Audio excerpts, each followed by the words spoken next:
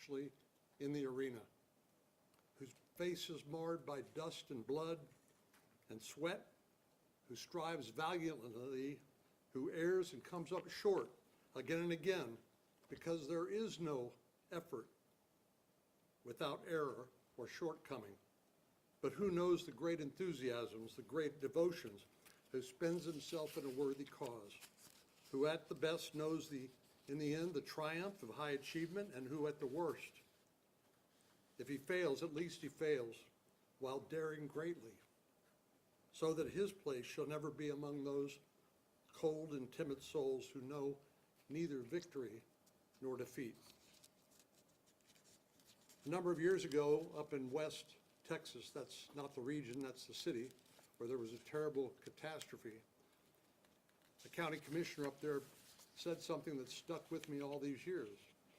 He said, being a Texan doesn't describe where you're from. It describes who your family is. And for the past 2.5 decades, I have represented this family in the United States Senate.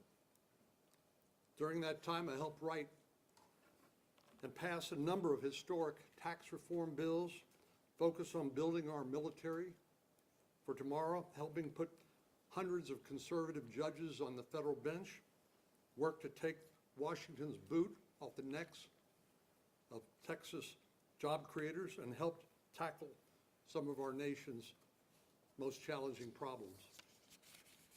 In this runoff election, approximately 8% of registered voters made their voices heard. And of that 8% who voted, roughly 60% said they were ready for a different direction. Another reminder that those who show up decide for those who do not. There's a simple rule in elections, you've heard me say it before, and that is the candidate who gets the most votes wins. The party in the majority gets to govern, and my hope is to keep my party in power for generations. I am an optimist by nature, which is just another way of saying I am a Texan. Yesterday when I was in San Antonio, where I stood alongside of 109 students who had been admitted to service academies for this upcoming year, this was the 20th time that we've had this academy send-off, and it remains my favorite event of the year, because these young men and women, the leaders of our military and our communities in our nation tomorrow, give me great hope and optimism for our future. Well, a scripture verse comes to mind as well, where the Apostle Paul said, I've fought the good fight, I've finished the race, and I've kept the faith. Over the next 7 months, my service in the United States Senate, I intend to continue my work to help make this nation a better place for all Texans and all Americans. Thank you very much, and may God bless Texas, and may he continue to bless the United States of America. Senator Corning. I'll have more to say later. All right, guys, make a hole, please. Make a Still hole. have concerns about Come getting through. fixed? Make a hole.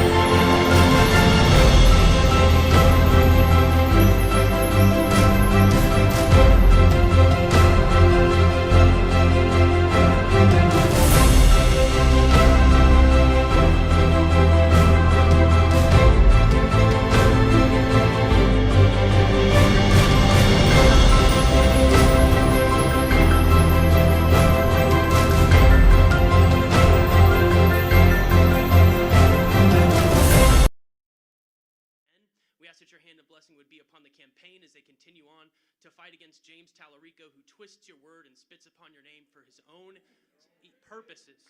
Father, we pray for victory. We pray that your hand would be upon Ken and upon our family and upon every single person that comes out to vote here in November, and that you would keep Texas as a bastion of freedom in a country that is called by your name. We humble ourselves before you, Lord, and we seek your face. In the mighty name of Jesus, the one and only King, we pray. Amen. Amen. Amen. Come on, we're going to have a great night.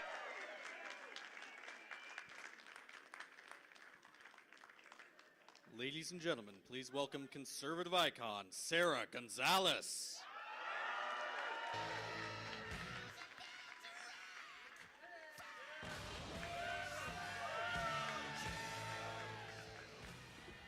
What is up? I am so excited to be here with you guys tonight to celebrate the victory of soon-to-be Senator Ken Paxton. So, I don't know how many of you know the work that I do here in the state of Texas, but I have done a lot of investigating into H-1B fraud and H-1B visa abuse. And it's been really eye-opening for me seeing all of this awful things just being done right in front of our very eyes, right in broad daylight.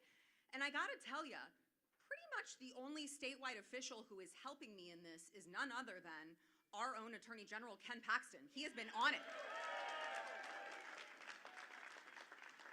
And when I look at the issues that matter to Texans, and I think about what you guys are talking about, the Islamification of this state is a very important issue to you guys, is it not?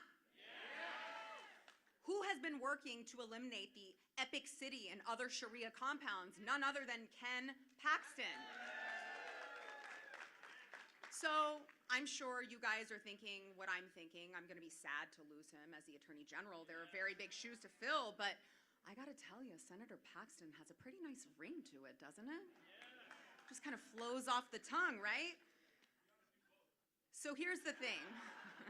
I don't think that's allowed. I'm not sure he can do both. So here's the thing. While we celebrate tonight, and please do celebrate tonight because this has been a very long, hard road, I just want to remember, I want you guys to remember, this is step one, all right? Step two comes in November. And if you thought Jasmine Crockett was radical, you ain't seen nothing yet, okay? James Tallarico is a very dangerous radical leftist. James Tallarico believes that God is non-binary. James Tallarico believes that there are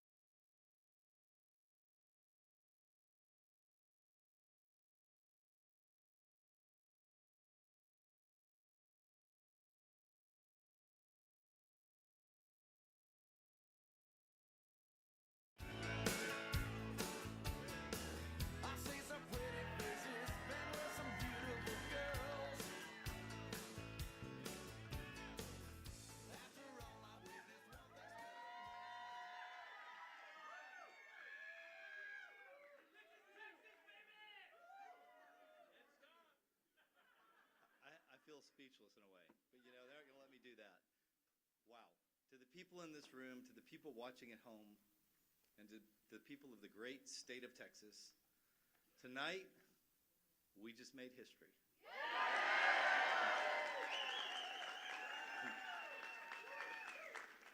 I want to thank my family, my kids, my grandchildren, the Paxton Patriots, and every single person here today.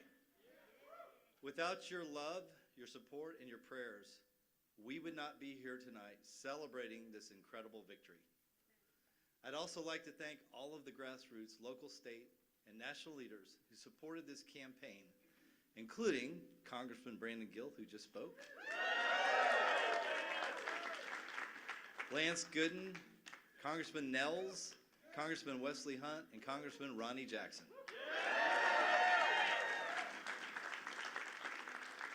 I'd also like to thank Scott Pressler and Turning Point Action and Turning Point Action for their endorsements. And then there's one person who I think you might know, President Donald J. Trump.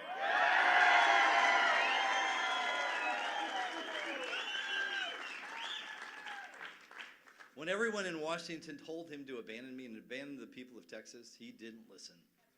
Instead, he gave his complete and total endorsement. President Trump is the leader of our party, and his endorsement is the most powerful force in politics. And I'm honored to have his support, and I look forward to working with him in the Senate to deliver for Texas.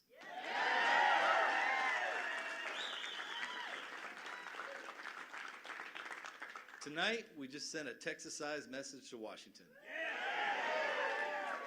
I said it in March, and I'll say it again now. Today, change was on the ballot, and change won. Let me be clear, this is not just my win, this is your win. We just proved that this Senate seat doesn't belong to Washington. It belongs to you, the hardworking men and women of this state. We went up against $150 million in all the attacks in the world, and you know what happened?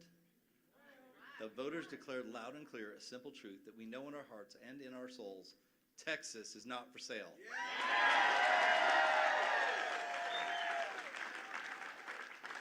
Now I want to take a minute to say something about Senator Cornyn. I want to thank Senator Cornyn for his service to this state. John has dedicated much of his life to serving Texas. He's worked diligently for years to help Texas. And for that spirit of service to the Lone Star State and our nation, I'm very grateful. Thank you, John.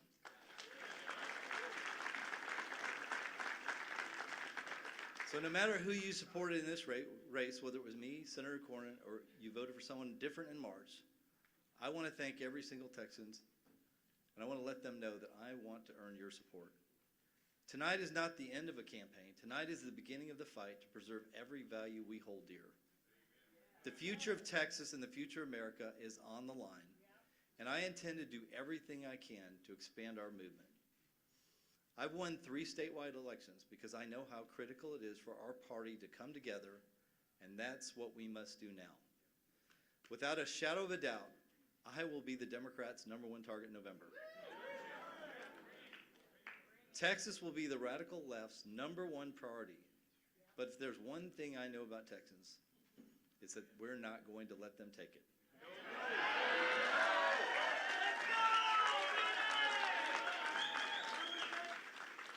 This campaign is not about red versus blue.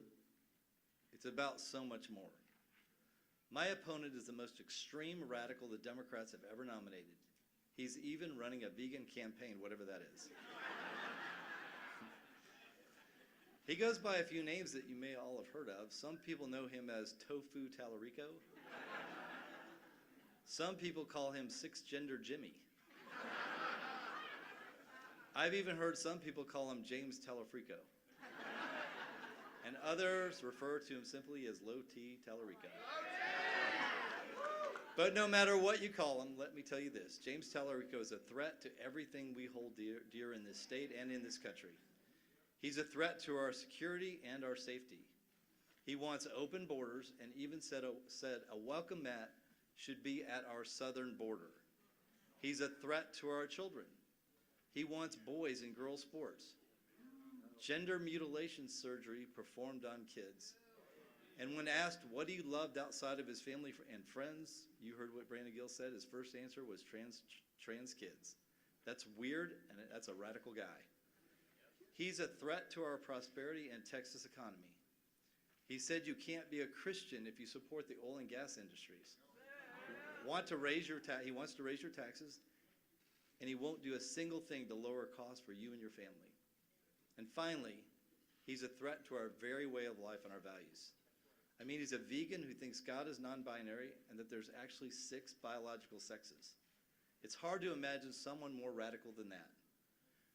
No matter what he says or how much he raises, the reality is that James Tallarico is going to be nothing more than a Texas-based puppet for Chuck Schumer and the National Democrats.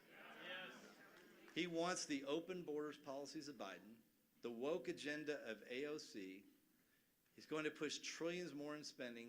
It's going to continue to drive up prices for all of us. He can never become our senator, but I need your help. We know James Tallarico is going to raise more money than any Democrat in America. So I need everyone watching to go to kenpaxton.com and donate right now and support this campaign.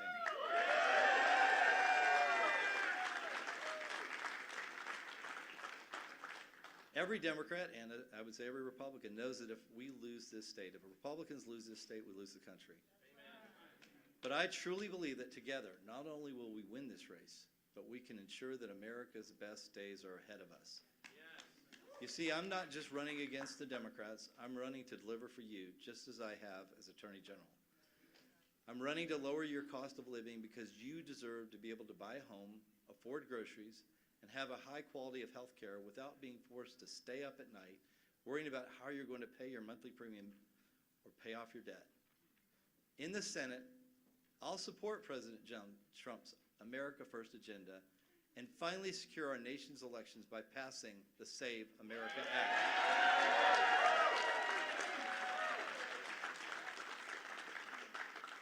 I've taken on big food and big pharma as Attorney General.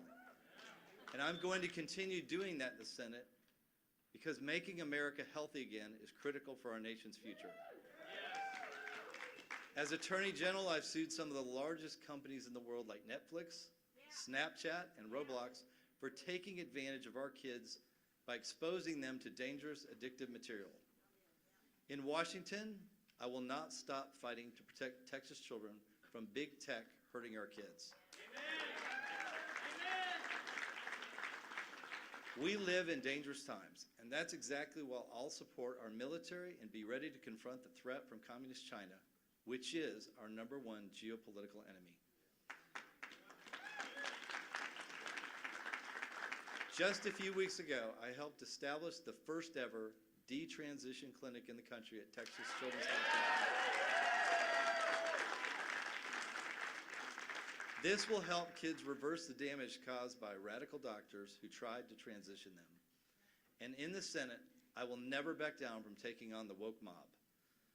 I've also seen firsthand how bad judges can destroy our freedom and force a liberal agenda on Texas. That's why I will be dedicated to confirming judges who will uphold and defend the Constitution.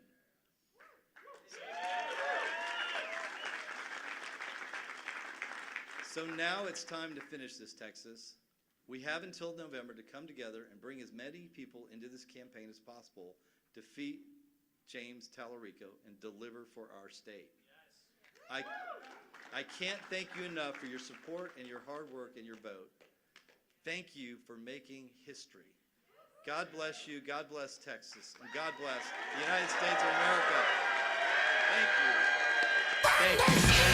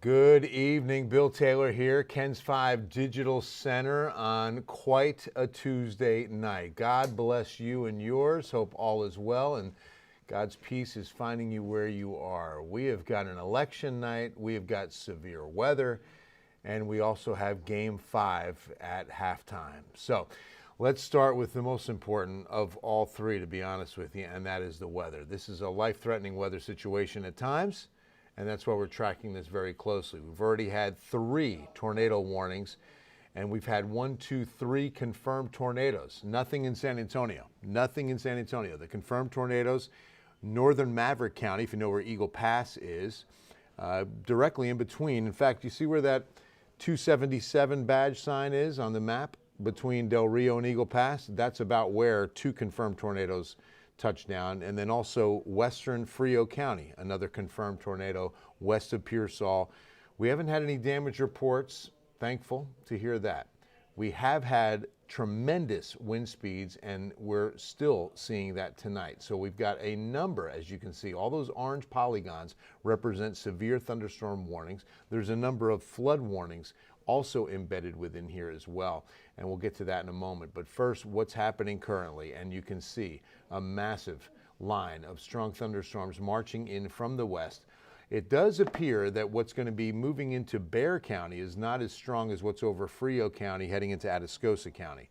They already saw a severe thunderstorm that produced, again, a tornado west of Pearsall and is now going to be barreling in the wake of that severe cell that just dissipated. Look at that right there over Pleasanton. You can see it dissipate on its way up towards Floresville. It just died out so quickly. But on its heels is this huge line. And you can see how it's kind of bowing out like this. We call that the bow echo. And that's kind of straightening a little bit. It was a little worse earlier as it was entering Frio County. That's good, because the more defined that gets, the stronger the winds are in that bow spot, in that area that's pretty much entering western Atascosa County, southwestern Bexar County. That's why we are in that southern Bexar County, and now northern. I can see a new warning issued, and we're just clipping parts of San Antonio on both of those warnings. You can see that's primarily for Bernie, the one to the north, and most of Kendall County, Comfort as well. And then the other is for mostly Atascosa County, Medina County, but really Atascosa and Frio, where you can see again that polygon kind of bleeds up into southern Bexar County. So let's get rid of the lightning, take a look at what we've got with the heaviest pockets of rain in that darkest red. This is what's called reflectivity, and where you see that rain heaviest and most intense is going to be those pockets of red.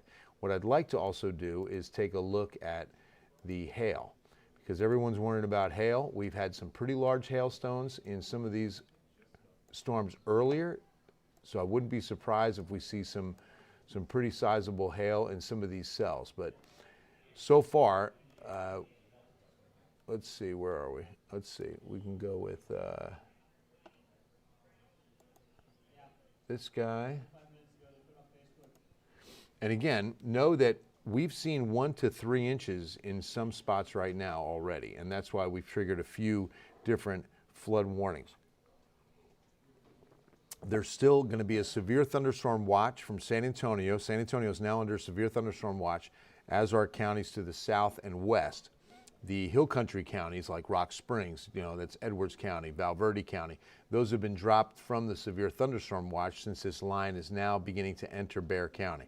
The most intense rain right down I-35, where we had that severe thunderstorm that, again, produced a tornado west of Pearsall, that's going to be moving into Atascosa County. Lots of lightning. Sorry, Joe, got no idea about Houston right now. Very heavy rain in Cotulla, yeah, absolutely. So you can see, I can see it right there, Hanak. Driving rains. So Jay, they've been moving about 30 miles per hour for the most part. I want to take a look. Let's now look at the hail. Just had to reload that. Sorry for the wait. And see what we've got on our hail tracker. Most of the hail, as it's been moving closer to San Antonio, has gotten smaller. So the good news is we probably won't see damaging size hail in the city. That's not to say we won't see hail, and it's not going to be possible. But so far, they're trending in the direction of smaller hail, with winds being a bit more of a concern. Still loading. Thank you for your patience. There we go. Okay. That's really good news. You can see that the hail is really thinning out a bit. So a lot of these warnings are primarily focused on winds, because those are definitely in. So 60-mile-per-hour wind gusts, possibly quarter-size hail, but I doubt it on most of these warnings. I'm just clicking some of the information. Here's the, yeah, that's on the San Antonio warning, the Atascosa County warning, and you can see just how little bit of hail there is in these cells right now. This hail tracker does a really good job of indicating where and what size some of these hailstones are. And when you see these, let me just verify this for you. Go in here for this blue, might be half an inch, an eighth of an inch.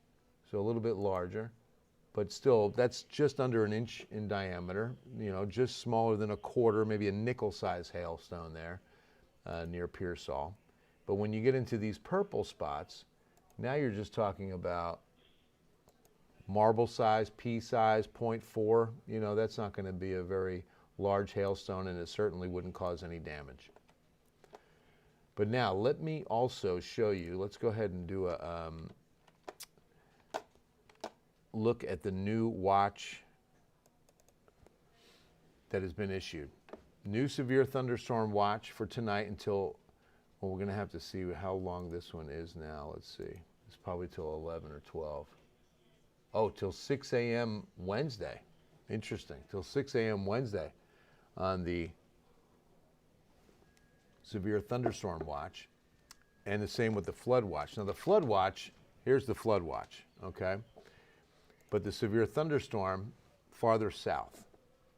As you saw, those storms kind of trending in that direction. Now, the storm reports show you, again, they have not confirmed that tornado in Frio County, but they have in northern Maverick County, and you can see all the hail reports and the wind reports and some thunderstorm damage that's going to be near Sabinal on some of these. Hondo had an 80-mile-per-hour wind earlier. Aaron, thank you very much. Wow, 80 mile per hour. No hail at the house in Cotulla. Janet's got very hard rain, lightning, strong winds, thundering in Divine. I'm sorry, Joe. Yeah, I just don't have it. I don't have anything for you in Houston right now. Just too much going on here. So what we've got is this line filling in, and this model prediction nailed it perfectly, because it really did show that it was going to fill in and be a line at about 8-9 p.m. and then thin out a little bit with some more action on Wednesday. Not expected to be as severe. You know, we've got that watch until 6 a.m., but it's not expected to be as severe tomorrow as the potential is tonight. We are grateful. Sun is down now. We're out of the heating of the day, because that's what powered up those tornadic supercells near Pearsall, near Eagle Pass. Not the case tonight, as, again, sun sets, we get out of the heating of the day, and the atmosphere does calm a bit. It's still highly volatile, highly unstable. We haven't really cleaned out this air mass, you know, with a good cold front or a changing weather pattern. Beeville will definitely get some good rain. This is a line that stretches all the way south down 35 and will be sweeping east throughout the next few hours. So it'll just be about another hour and a half minimum for Beeville. Callison Ranch, thank you, Dawn. Stay safe. Stay safe. All right, I do want to go to our watches and warnings map. Let's go to the flood one. Yeah, San Antonio is about to get very heavy rainfall from west to east right across the city. And let's bring in the warnings, and you can see all the flood warnings right there.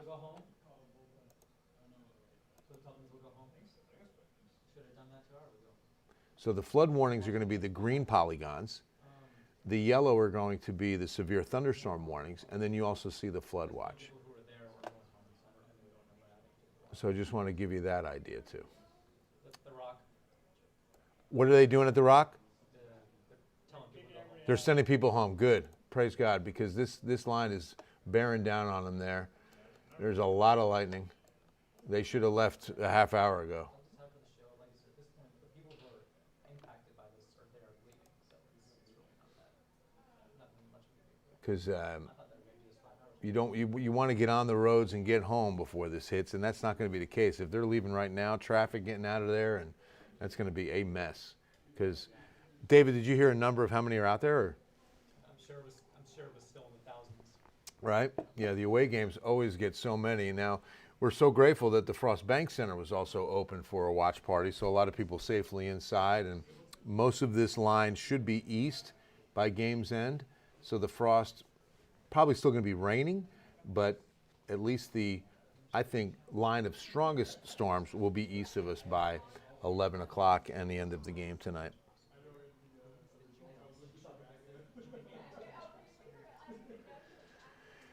Sandy, some, not as much, but you know, when you have these kind of, great question by the way, is there wind shear with these winds? A lot of times, remember, wind shear explains what happens when we're going up in altitude. If the winds are increasing in speed and changing in direction, that's a good wind shear environment, and that's a tornadic environment.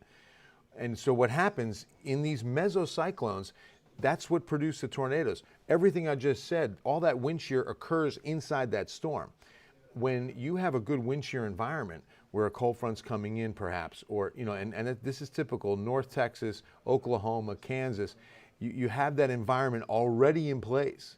And so when the fronts come in and the storms begin to develop, those tornadoes spin up in a heartbeat.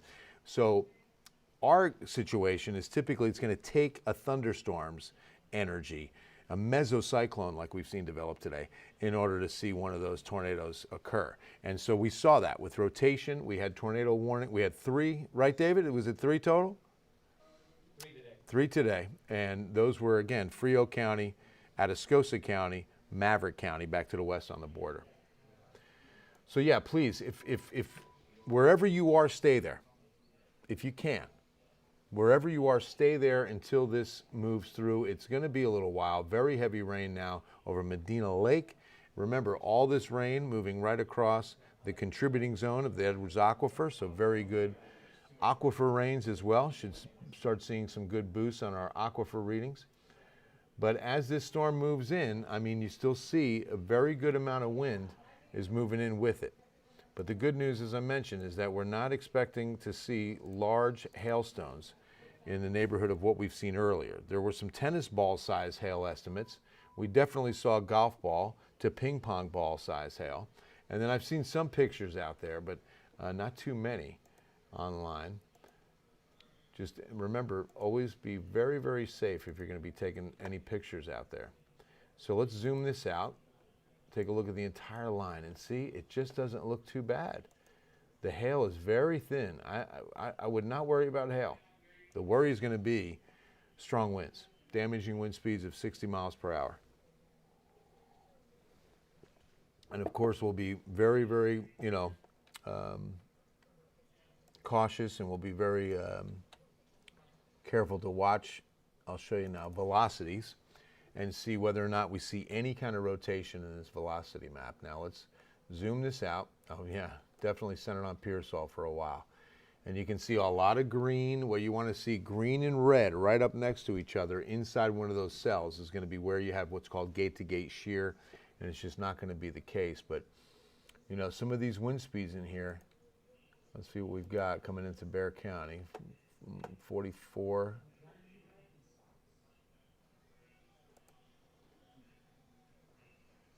One mile per hour wind, really? 40. What's this one? 62. Eastern Kendall County. So, you know, we could see, there you just saw between 40 and 60 on a range with that, okay?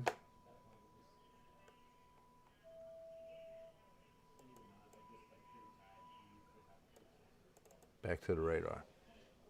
Marion. Definitely going to see this line move east and into the Marion area for sure, for sure. But back to live radar now. And what's happening is we've got this storm now. Yeah, now we're moving into Bexar County. And again, covering from Bernie, very heavy rain across all of Kendall County under a severe thunderstorm warning that does go east to about Canyon Lake. And most of this action, let's just get another, let me get another page open here so I can tell you what's happening on.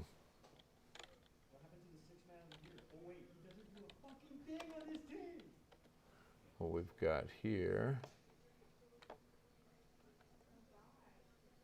Okay, wow. All these warnings. Okay. East of 25 is generally what I'm reading on most of this. 30. Nickel size. And that's a long shot, even that large. Nickel size would be the most. And that's probably not going to even put a dent in your car. But these warnings are in effect, like I say, until, let's see, 9:45 on this line moving in. And wind speeds are anywhere between 50 and 70 miles per hour in some of these spots, especially the one up in Kendall County. That's the strongest winds right now. And I wouldn't be surprised if this right here in Atascosa County is also producing winds in excess of 50 to 60. So we did have that one tornado warning was west of Pleasanton, southwest of Pleasanton, had that hook echo and that notch that was heading right towards Pleasanton. And grateful to say that that warning was canceled because the rotation just stopped. That appeared to just be some upper level rotation. It was in the cell. See, because years ago, we would have to wait until a trained eye saw a tornado before a tornado warning was ever issued. That trained eye could be a National Weather Service spotter, but it could also be law enforcement, and then the trigger would be given and we would issue a tornado warning. Now, warnings are issued as soon as rotation is evident on radar. And the radar technology is such that when you shoot the signal into the cell, if the water's being whipped around, you'll then get that motion. You'll also see it on that velocity map where you'll see the gate-to-gate shear, but then you'll also see the reflectivity curl. It's what we call that hook echo shape. And that's indicating that the water's being whipped around in the top of that cell. So there's rotation, but it could just stay up there and never truly funnel out into a tornado and touch down. And that happens a lot with these supercells. And then, of course, with mesocyclones, it's very common. There's just a tremendous amount of wind energy feeding in with updraft wind speeds of 100 to 125 miles per hour, downdraft wind speeds of the same. And that kind of wind energy can definitely produce an isolated tornado. And typically, they're going to be F0s, maybe F1s in most cases. EF0s, EF1s in most cases. See, I'm old school. I've been doing weather for almost 35 years now, so we went from Fujita to enhanced Fujita, so it's hard to remember to say the EF, and sometimes it's just the F. And so, yeah, that's the case with this. And the enhanced Fujita scale, named after Ted Fujita, who was a scientist who did extensive research on tornadoes. In fact, one of the things that Ted Fujita discovered was that in a big wedge tornado, a large tornado, there's mini vortices within it. Like a bunch of mini tornadoes can actually occur, and most often do, within a huge wedge tornado. Very dangerous, obviously. So let's put this back in motion for the last hour and watch this moving east into San Antonio, that line filling in. We started the afternoon at about 3:15. The first warning was issued, and that was Frio counties. And from there, it's been isolated until this line started to really fill in and develop. What is your stir channel in Houston? Oh, our sister station is KHOU. KHOU, Joe. And I would imagine, yeah, this, you know, pattern definitely holds together. We could just take a peek. I mean, Houston's obviously dry tonight, But this will be there overnight into tomorrow. So I would expect pretty good rain chances there tomorrow. But this is an I-35 situation. I mean, from Cotulla right on up into Waco, the entire 35 corridor is under very heavy rain tonight. And again, severe thunderstorm warning till 9:45, and that's going to include southern Bexar County. Winds and lightning are the primary concerns with this. No, there is not, Sarah. There was earlier, but not now. No tornado warnings in the current hour, and we hope to keep it that way. Severe thunderstorm warnings galore. In fact, if I take off radar, look at all that. That's a lot of real estate, right? A lot of real estate.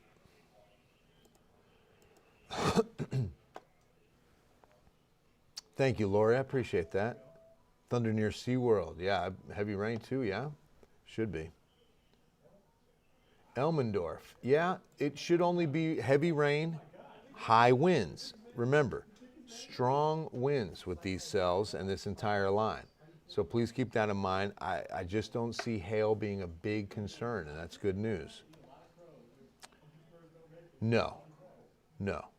It does not look like a tornadic environment east of us. You're welcome, Joe. Absolutely, Joey. So we should be in good shape. You know, I do have a minute, Joe. Thanks for being so kind and patient with me. Let's see what we've got. Just take a quick look at the Houston forecasts for tonight.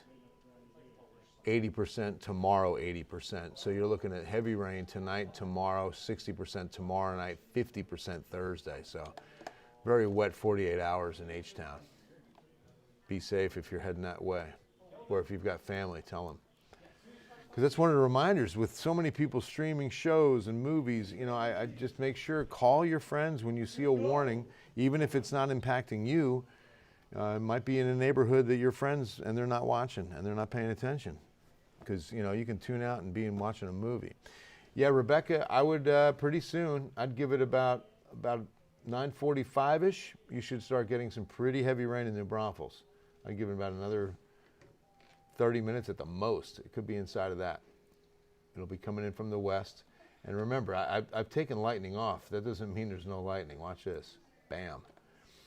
Especially at Atascosa County. I'm encouraged by the amount of lightning I'm seeing heading into Bexar County. You know, when you see it thinning out instead of clustering, that's showing us that there's not as much updraft, and these storms are still very strong, but they're not building, they're not growing, they're not intensifying. Remember, they're like living, breathing organisms with that huge updraft inhale and that downdraft exhale. And sometimes with that downdraft exhale, you'll start getting a little bit of a mini boundary at the surface, and it starts to ignite storms out ahead of the main line. Haven't seen that too much. That typically occurs with a line associated with a cold front or a dry line. You know, this is an upper air disturbance that is driving most of this activity, where we've had a great deal of instability. When we talk about upper air disturbances, these have been what we call jet streaks in the upper flow. The upper flow has been southwest, right across from the eastern Pacific, across Mexico into Texas. And as long as that flow's in place, embedded are these little jet maxes, these little short waves. And they're bursts of upper air wind speeds of like 120, 150 miles per hour. And what happens is if wherever that is, directly underneath it, air is rushing up to replace what's moving out. The atmosphere is constantly trying to balance itself. And so if air is leaving, if you've got evacuating mass, you've got air trying to replace what's moved out. And so when that occurs, you have a great deal of buoyancy and lift in the atmosphere beneath that jet streak, beneath that shortwave. Make sense? And so that's what that upper air support can do. Now, it gets really volatile when you're in the fall and sometimes spring, and you've got a cold front or a dry line at the surface associated right with that upper level pattern. That's when it's a real good showtime, okay? But that's not the case here. We don't have a surface trigger. We don't have a surface mechanism. We just have those jet streaks that are showing up. And that's why it's usually difficult for models to pinpoint timing and location on these storms. but I'm really impressed with what the HRRR did on this forecast. This line, it had it. It had it. And that's a really kind of a lucky thing, to be honest with you, because a lot of times with these jet streaks, the models struggle with where that could occur. And tonight, nailed it. Nailed it. I know, right, Jacob? Can't even watch the Spurs in peace right now. 2/10 lead, that's it? Oh, wow. No tornadoes. No tornadoes, Sarah, Justin. We're not concerned about that. These are severe thunderstorms, and even the severe thunderstorms are primarily focused on the wind speeds these storms are producing. We're not looking at, man, Catula's now got, how you doing, Hanak? That is the heaviest rain on the radar right now. Really coming down in Catula, as well as Atascosa County. We're looking right here. This is the focal point, the heaviest rain. And then in San Antonio, again, raining very hard too, but not as intense as Atascosa and Catula, LaSalle County.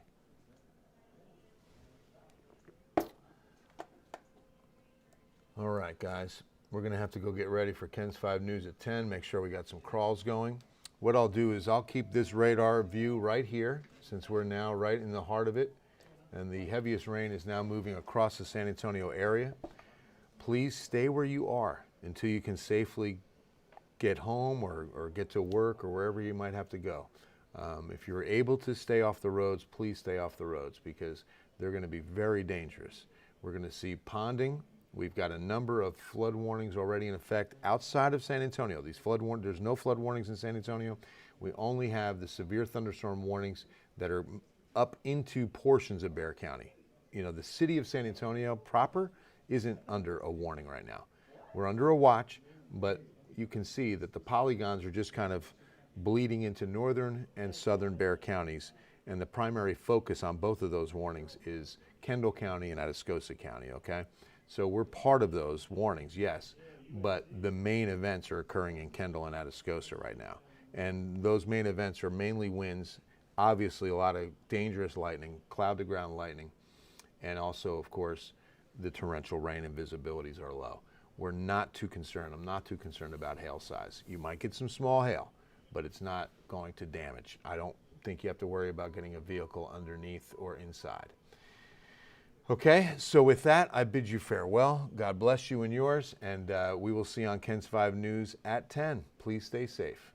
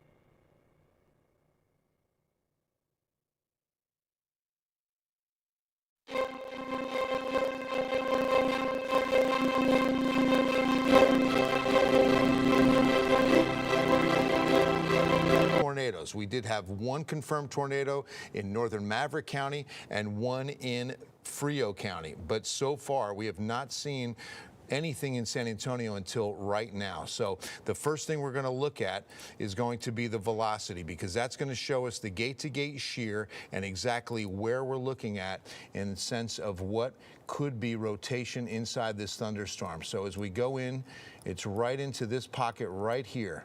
Okay, so it's right over Alamo Heights. Frost Bank Center, you can see what we're looking for is where red meets green. That's called gate-to-gate shear, because the green means that the winds are going towards the radar site. The red means the winds are moving away from the radar site. If they back up and hit each other, that means, of course, you've got spin. And so this is a pretty broad area of rotation, right over 281. You see Alamo Heights right in here. So this is the spot right in through here that we're most concerned with, right over the Frost Bank Center, back into areas of Alamo Heights. This is, again, radar indicated rotation. There's definitely rotation in this storm that can, of course, spin up an EF0, EF1 with little to no notice at all. And you notice, again, that this is a really broad area. A lot of times you'll just see a good little spot of rotation, a good little notch, we call it, a couplet, but that's not the case here. I mean, you definitely see it a little bit more widespread where the red meets the green. And that's why we call it a bit more of a broad area of rotation. Again, tornado warning for San Antonio in effect until 10:30. It's also including Comal and Guadalupe counties, but we're talking about inside 410. We're here at North Loop. You can see this is Windcrest. And so anyone in these communities, you've got to enact your safety plan now. If you're in Alamo Heights, if you're in Windcrest, if you're in Kirby, get to the lowest floor of your dwelling.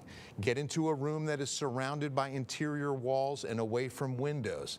Make sure when you go into that room, you not only have your phone with you to stay up to date, but you also have a helmet and you've got shoes on. Because what can happen is if it is a tornado or even the strong winds associated with this thunderstorm, then you can, of course, blow out windows and be walking back out of that safe room into a glass-filled floor. So please make sure you've got shoes on. Again, Kirby, Windcrest, Alamo Heights. Find the safe room. Get in there and make sure you're staying there for the next 30 minutes at least. So let me show you some of these wind speeds that are going to be in and around the Frost Bank Center. 60 miles per hour there. And you can even see upwards of Alamo Heights into 15. So no concern on that. Okay, now let's take a look. This is an important radar product. This is called our correlation coefficient. And when we look at this, what we're looking for is blue embedded in red or yellow. So we're going to stop this on a now and go right in to where we're seeing this. Okay, so you see this blue here? This is debris. And this could very well indicate that we've got something other than liquid airborne. And that's what indicates that we've got a tornado, because if the tornado's touching down, remember that there's a suck zone inside that vortex that picks up everything. And once inside that vortex and spinning at a rate of 80, 100, 150 miles per hour, it's going to stay airborne, and the radar can tell whether or not it's liquid, or in the case where it's blue, not liquid. Everything around it, yellow, red, orange, that's all rainfall. But then once you get to see some of this, that's indicating that we could be seeing some airborne debris near Schertz, back inside 410 towards Windcrest, and of course back down into Alamo Heights. Not seeing a specific spot is a good thing. I mean, when you see it more widespread like this, this could just be wind damage and some things that are airborne because of the winds that are associated with this system. But when you see like one spot embedded, then you definitely have a tornado. But we're not seeing that right now. But that can change. That can definitely change. Okay, back to radar, and again, tornado warning in effect for San Antonio right now, northeast Bexar County, pretty much from Alamo Heights right out through Schertz, Garden Ridge, and up the I-35 corridor towards New Braunfels. This is the cell we're looking at. The polygon, if you are inside this polygon, if you are in northeast Bexar County, you need to be in an emergency shelter right now. You need to be on the lowest floor. Typically, a bathroom is going to be the safest spot as again, we're expecting this to be a problem for at least another 30 minutes. Now, what I'd like to do is take this off for just a moment and see what we have on that warning. St. Hedwig, Shirts. And now put that back on. Okay, so tornadoes, of course, straight line winds can be occurring. That's why you saw that blue the way you did. That's a straight line wind debris signature when you see a long line of that. Okay, but that can do just the same as far as damage goes. It's moving northeast at 30 miles per hour. So here's what we're going to do. We're going to track this out and show you the communities that need to prepare for a tornado. So as we're looking at 30 miles per hour, we have to set that parameter. And now we can fan this out. We're going to go right into where the rotation is and then follow the polygon northeast, and again at 30 miles per hour. If you see or hear your community, it's time to take cover and enact your safety plan where you are. We're talking about Kirby at 9:59, Fred at 10:03, Windcrest 10:04, Converse at 10:11, Randolph Air Force Base 10:15 with Universal City, Shirts 10:18, Cibolo 10:23, Northcliffe 10:28, Marion 10:31, McQueenie at 10:43, 10:46 New Braunfels, and the regional airport at 52 before Geronimo, before the top of the hour. If you're in these communities, if you're near any of these communities, it's time to find that safe room in your home. The first floor bathroom away from windows, surrounded by interior walls, and stay in there until this threat ends, which again could be 10:30, hopefully sooner. We've seen the history on these storms that we have noticed is that they're cycling up, powering up, and then quickly powering down, and the threat is over. But this again is the 5th tornado warning we've seen today, because we had Atascosa County, Frio County, 2 out in Maverick County, and now number 5, Bexar County, into Guadalupe and Comal as well. But the primary threat right now is Bexar County, where again you see this dangerous thunderstorm, this mesocyclone bearing down in northeast San Antonio. So right now it's through downtown. You notice China Grove. You can see it's going to be heading into the Shirts area as well. And I'm not seeing a good hook echo, which is another good sign, because if we really had a tornado on the ground, you would see a good curl on this reflectivity. Okay, they're repositioning the polygon now. So let's zoom this out a little bit more, and notice it just kind of fanned out a little bit wider and closer to 281. So it's definitely covering Shirts, China Grove, Sayers, down to St. Hedwig, as this is going to be moving northeast, pretty much right on the I-10 corridor, as well as I-35. Densely populated area, densely populated area. Lord God, we just pray for safety. We pray that this tornado goes away. We pray that people have wisdom to seek shelter tonight, Lord. Again, this is moving northeast at a good clip, so 30 miles per hour, because some of the storms earlier, 10, 15 miles per hour, as it was moving east, and that dissipated fast. Look at the amount of lightning with this as well. You see that cluster there, tremendous amount of updraft, and I was watching this storm build because it was moving into Bexar County as a thunderstorm, and the lightning was really thinning out. And that's always a good sign. It hit downtown and it started to really cluster up. And that's always a dangerous sign of a tremendous amount of updraft. And we went into this with a very limited wind shear environment, but what's happening is that these are mesocyclone storms, and they're almost like living, breathing organisms where you're getting this tremendous amount of updraft on an inhale and a tremendous amount of downdraft on the exhale. And those wind speeds can be in excess of 100 miles per hour in both directions. That kind of wind energy in a storm that's going to be reaching some pretty high altitudes. Let me just put a slice on this right in the heart of where that rotation is. That's not too high there. That's about 40,000 feet. But if we get inwards of about 50 to 60,000 feet is where you start seeing some things get dangerous because of the amount of, again, wind speeds and wind energy in these storms. Castle Hill, I mean, very heavy rain throughout the entire area, but the biggest concern, obviously, the tornado warning, it's in effect until 10:30. as this cell moves northeast. Now let's get back to velocity and get an update on this, because this is the most important, is where we see the gate-to-gate shear, where we see the rotation. Okay, right in, okay, so now you're starting to really get this defined. Okay, this is dangerous. This is bad. This is bad. See this right here? This is the tornado. This is really shaping up to be a tornado.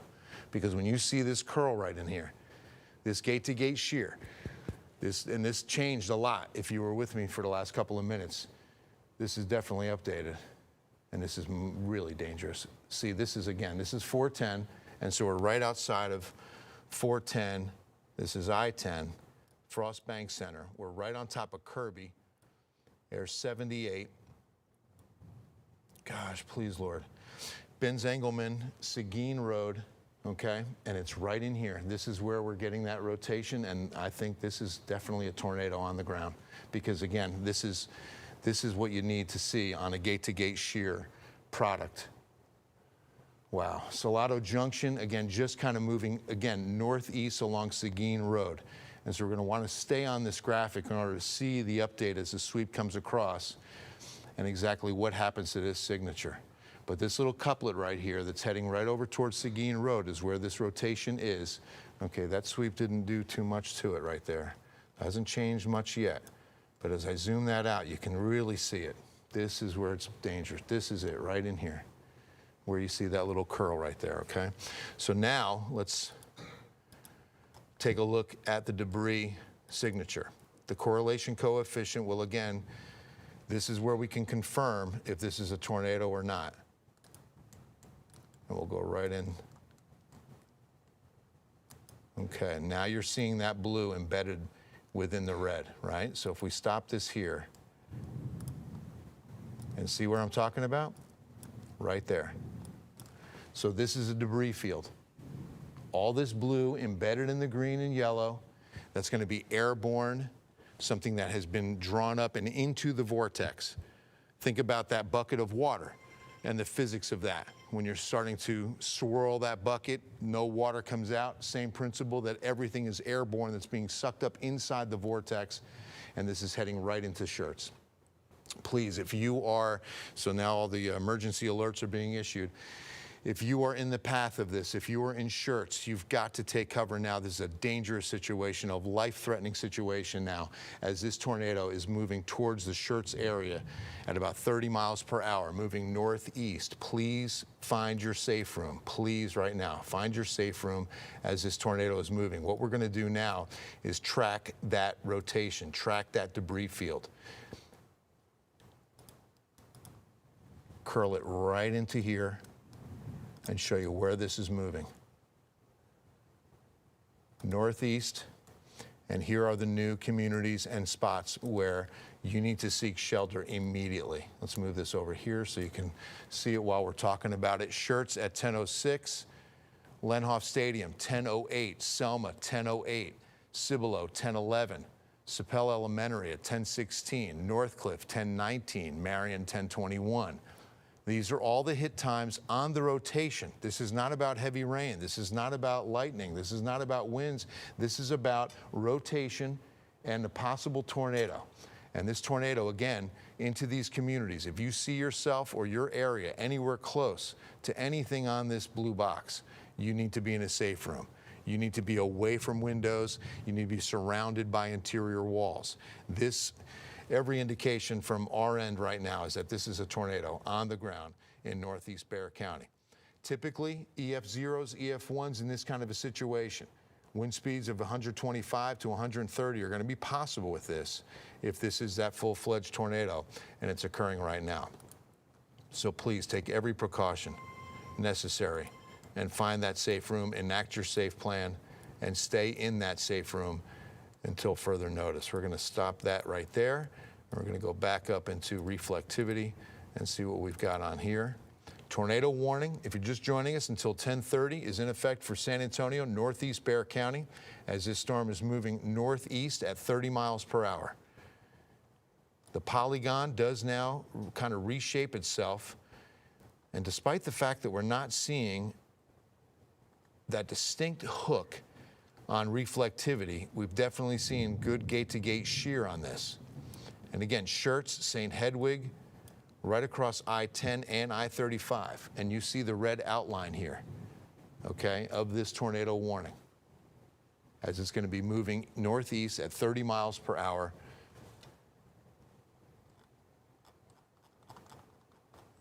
I'm going to go back to the velocities and see how much of this has changed, because this is the key product. Okay, this is a better sign of a bit more of a broad rotation, but you can still see where that little curl was. It's lightening up a bit. If that was tightening, if we just put this up and it was really tightening, it would definitely be a twister on the ground. But now I'm starting to think maybe, you know, something could have popped up and popped back out. And I mean, it could be, again, something that's not on the ground moving, but it still could be. I mean, this is not as defined a couplet as what we saw just a moment ago. But it's definitely there. Where you see that red and that green meeting is where we have rotation, and it's a broad area of rotation heading out towards St. Hedwig right now. So notice now, too, wind speeds in this at least 60 miles per hour, in some cases even higher. All right, there we go. Okay. So, once again, we're looking at velocities, and we're measuring where those winds are meeting up with each other, where the green is moving towards the radar site, the red moving away. So in two different directions, and if they're meeting up side by side, that's where you have what's called gate-to-gate shear, and that's where you have the rotation. Again, you see where Schertz is, and you see where, again, that broad area of rotation. Let's get in here tighter, give you some locations. I-10 North Graytown Road, FM 1516, and Benz Engelman. So we're just on that 1604 interchange with I-10 east and heading out towards Garden Ridge. There's Zool, St. Hedwig. We're south of Converse, where the rotation is right along Interstate 10. God bless anyone that's traveling right now. And on that road, I think about truckers and 18-wheelers that are on that road right now.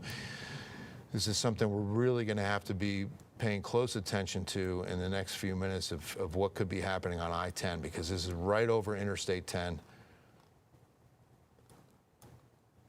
Either side, of course, a very densely populated area. God bless the people that are in this. God, bring your protection, bring your peace, bring your wisdom to seek shelter. There's Marion. Winds are in one direction there, same at Schertz, but where we see the rotation, it's a broad area that's right on I-10, right where that gate-to-gate shear is occurring, right in here is where, again, it's meeting up. I don't know if we have a TransGuide camera, perhaps, Jacob, if we could see something in this area, if there's an I-10 Marion, anything I-10 East, if you want to flip through some of those camera shots, we might be able to see something out there. That's internet, that's this airport shot, yeah. Folks leaving the Frostbank Center, do they need a shelter in place? Yes, thank you, ECs. Great point. If Frostbank Center, if there's any way to shelter them in place, because that game is not over yet, and they don't need to be going anywhere. Great point, because this is just east of there. So Frostbank Center, and of course, people would be traveling in all directions, especially east would be most dangerous. But yeah, they should. Okay, we've got a live pic from inside the Frostbank Center where people are staying inside. Yes, this will be over soon. This storm will pass. And so please stay safe wherever you are. Stay safe. But most importantly, if you are in the path of this storm, and that's what we want to do right now, is show you who's in the path, you need to find your safe place. I'm going to storm track the rotation now. The gate-to-gate shear portion of this broad area of rotation is now up on the screen. We're going northeast towards Seguin at about 30 miles per hour. And as we take a look at this box, if you're in this community, if you're in any of these regions, you need to find a safe room. Randolph Air Force Base 1010, Clemens, that's Clemens High School, 1017, Zool 1017, Santa Clara 1023, Marion 1026, Marion Middle 1026, McQueenie Elementary at 37, McQueenie itself at 1038, TLU, that's going to be Seguin at 1041. So if everything, 10:43, it should be hitting Seguin. So you've got plenty of time to prepare for this. And we're not concerned about hail. Winds have been the big concern. I was watching this line as it was approaching Bexar County. Hail sizes, according to our tracker, were down. They were down to about marble size in most cases. There were some larger hail earlier. But the biggest concern and threat was the wind. And the wind energy of these mesocyclones is cranking up so quickly that now, again, we're under this tornado warning because of this gate-to-gate shear right on I-10. So here's I-35, Randolph Air Force Base. Give you guys some parameters from a wider view to make sure you're staying safe. Please make sure that you are in a safe place because this is a life-threatening situation right now with this gate-to-gate 56, outages with CPS. That's a number from Jacob, our producer, keeping an eye on CPS outages. Right now small, but it's going to probably increase as we get wind and more lightning. Again, broad area of rotation. So whenever you have that, I mean, this thunderstorm cell, it's what you want to look for. Here comes a fresh sweep, no big update there, but you get that tightening and you definitely have a confined area and a couplet, then you know there's a tornado on the ground. So as we save this view, let me take a look at that debris field.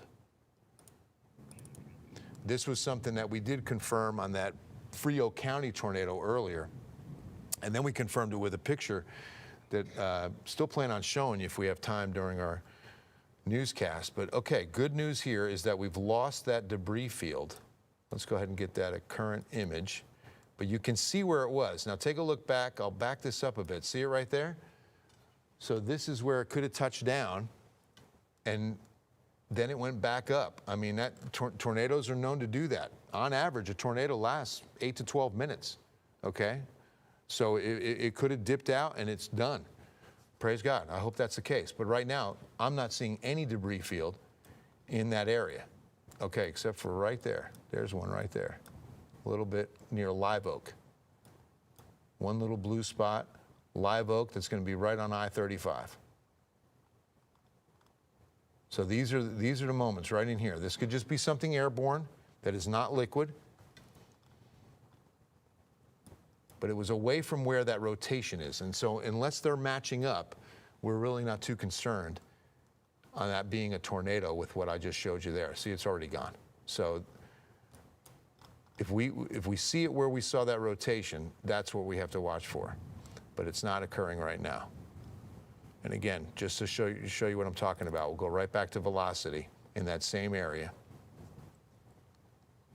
And see, it was up here where we saw that one isolated piece of blue. This is the spot. This is where the tornado would be, right over Interstate 10. I mean, right on top of 10. This is so dangerous because of, again, truckers, drivers of all kinds. St. Hedwig, here's Santa Clara, here's New Berlin.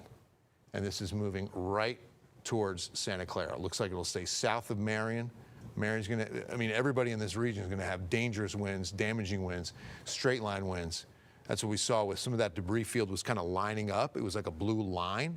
That's going to be straight line wind. And so right on Interstate 10 is where that rotation is going to continue to move northeast at about 30 miles per hour. And again, Frost Bank Center, as Easy mentioned, and we took a live picture there. They're sheltering in place, keeping Spurs fans safe. But again, right in here, this is the rotation, broad area, but it's still tight enough that this could be dangerous. See, the radar technology, this is what indicates enough to issue a tornado warning, where years ago it had to be a law enforcement official, it had to be a trained weather spotter who saw it, and then a tornado warning would be issued.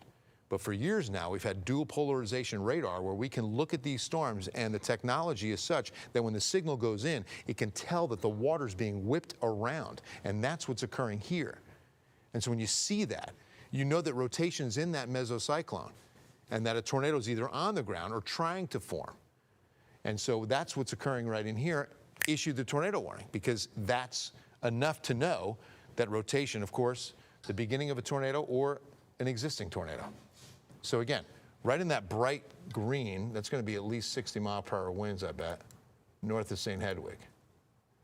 Oh, stand by, 20. Okay, I stand corrected. But Again, rotation is the key, and that's what we're watching for. And let's go ahead and track this again, moving northeast at 30 miles per hour. We're going to stay with you to get you through this storm, keep you ahead of it, and keep you and your family safe. Northeast at 30. Once again, Samuel Clemens High School, 1017, Zool at 1017. Then Santa Clara, 1023, McQueenie Elementary, and McQueenie. Oh, yeah, praise God. There we go. Oh, wait a minute. Tornado warning. I thought that just happened where we just saw it canceled. I don't see the polygon.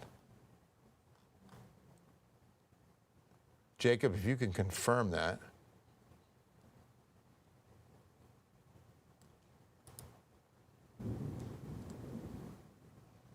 Because now without the polygon, that's a good sign of it maybe being canceled before 10:30. And that no longer being a tornado warning. Because if I take off, let's go back to radar. Without seeing a polygon, but I still see the marker. So I'm a little confused at this moment. But let's take a look at radar and see what we've got.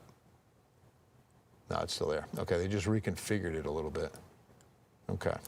So now it's going into Santa Clara, New Berlin. You still see the red polygon.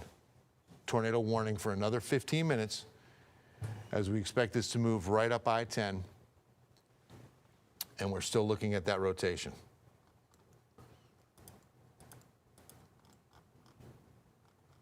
Put this in motion, and you'll see how this came together. I mean, it's moving fast, okay, but heading towards Seguin now. Tornado warning, and obviously you redraw the polygon because that's the affected area. So as it's moving northeast, it's shrinking that polygon, which is a good sign. But it's not gone just yet. That's what we want to see. So let's take another look at our velocity imagery.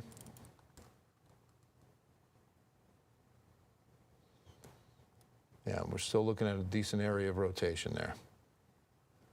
It's just south of I-10 now, okay, just south of I-10. And see, one of the things that you notice with these mesocyclones, they behave on their own. You can have a mean flow of everything moving northeast, right? And generally speaking, east, right? And then what this cell just did, it crossed over I-10. If you've been with me since we've been doing this before the 10 o'clock hour, well, it was on this side of I-10, and now it's dropped onto this side. So it's breaking out of the mean flow of these storms. That's always an indication of a mature, dangerous mesocyclone. You just saw the update. We haven't seen much of a change in that rotation area in either direction. It didn't improve. It didn't get worse. It's about the same. But as I'm telling you, that when you see a mesocyclone do that, when you see it move south and out of the mean flow, that's a dangerous, dangerous mesocyclone storm. And it's very typical because now they're on their own. They don't need the mean flow. There's enough energy and power within this storm that it's independent of any other driving mechanism. So that it breaks out of that line, in other words, like we had that whole line moving east. Well, this cell is now dropping out of that flow, and it's on its own flow. Again, tornado warning. We're looking at rotation right in here towards Santa Clara. So let's go into it and show you street by street. There's Zool. You're into some real rural areas now. There's 1518. We're south of I-10. You see New Greytown Road there, North Greytown, I should say. And now you see FM 775 heading towards Berlin, and Zool is where we're now seeing that rotation and that gate-to-gate shear. That's what that's called, where the red meets the green, and we definitely have rotation. And again, now because of this kind of technology, we issue tornado warnings as soon as we see this. Doesn't mean there's more tornadoes. Whenever you hear us use the term, it's a radar indicated rotation or a radar indicated possible tornado. This is what it is. This is what we're looking at when we see that. And we issue the warning because that can save lives. I mean, just that much of a heads up so that you can get into a safe room before it actually touches down and is confirmed a tornado. Okay, that was a good sweep. This is good news. It really broadened. Notice that? Notice how it went a lot longer now. It's still matching up. We still have a broad area of rotation, but it just got broader. That's a really good sign. When we see it tightening, that's a bad sign. That's where you definitely have a twister on the ground.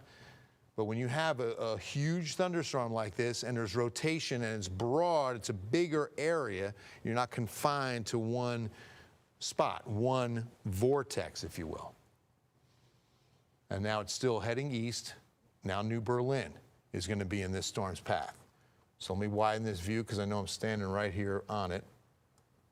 And I want to track this out northeast. But first, let me make sure. I'm going to save this and show you